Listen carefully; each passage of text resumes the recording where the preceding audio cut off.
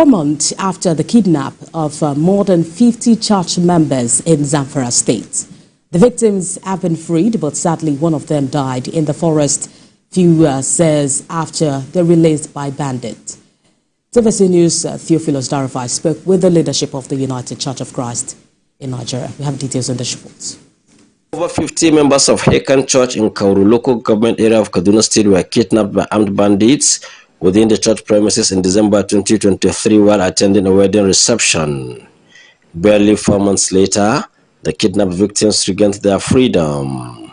Sadly, one of them died in the forest as he could not walk out of the forest within the time frame given by the terrorists due to the injuries he sustained while in captivity.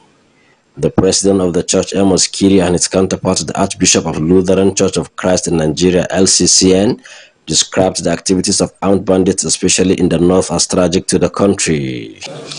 The one I took over from him, in other words, my predecessor, he has already suffered. He was kidnapped alongside some clergy. One of the clergy died in their hands. That were around 2016. And then of recent, we have suffered that.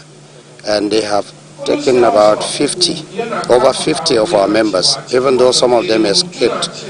But we have lost one instantly during the issue of kidnap. He was shot dead. We have also lost another one at the process when they were released and they were coming. The other one died. Nigeria, that is supposed to be one of the greatest nations in the world, is today struggling. People cannot go to sleep. People cannot do their businesses in peace.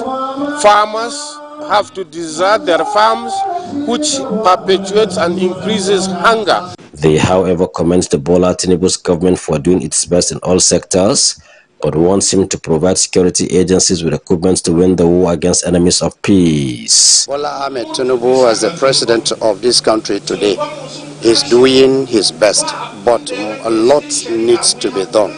All the security apparatus in this country need to synergize if we must overcome this monster.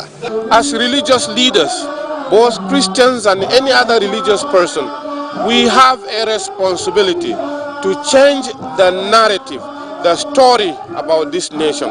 We must turn around from preaching violence and hatred to preaching love. That's the only way to go. This year's Hekan convention brought together Christians from across the north and other parts of the country. Theophilus Darifai, TVC News.